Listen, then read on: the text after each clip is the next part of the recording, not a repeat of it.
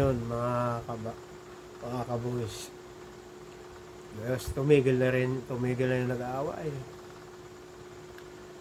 Di mapakali yung kapitan. Nagiinom na mag-isa. Hindi niya matanggap na sa ginawa ng asawa. Ngayon, dinunot yung balisong.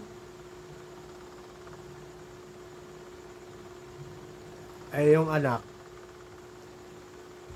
tinitingnan pala siya ng anak kung anong ginagawa.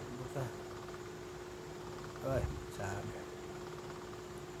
Eto na, alam mo, binukas yung balisong. Yung seper, binukas. Yung seper, binukas, sabi niya.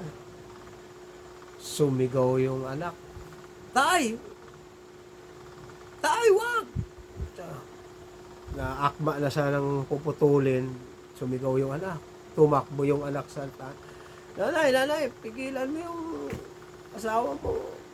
Tatay, pigilan mo. Bakit? Anong ginagawa? Ayun, sa galit sa'yo. Ayun, puputulin yung kanya. Tumakbo yung asawa. Op. Gagano, yung puputulin na sana nung kapitan. Op, sabi nung asawa. Anong gagawin mo dyan? Sabi, sa ginawa mo sa akin, sabi nung kapitan, putulin ko na, wala nang kwenta to. Pinigil nung asawa. Wag mong gagawin yan, sabi nung asawa.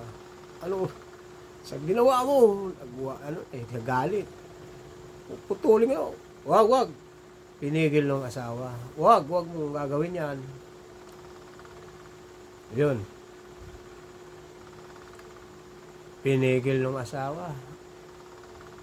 Kalimutan na natin yun. Kalimutan na natin yung nangyari. Huwag mong putulin yan, sabi nung asawa. Mangyak-ngyak yung kapitan eh. Ginawa mo. Umiiyak yung kapitan eh.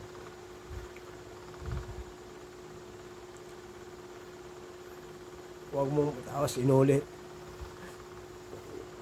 Wakasan ko na to, sabi nung kapitan. Huwag mong ituloy, sabi nung asawa. Huwag mong ituloy yan. Huwag mong ituloy yan. Paano na naman ako niyan, sabi nung asawa. Kasi ginawa mo. Yun, kinuha nung asawa yung balisong. Yun, hindi natuloy yung pagputol. Kaya, yun mga kaboys, doon na lang sila nagtapos. Ginawa yun, inawat niya, yun. Yun mga kaboys, ang pagsisisi ng asawa. Pinagkalat yung asawa niyang support. Yun mga kaboys. Okay.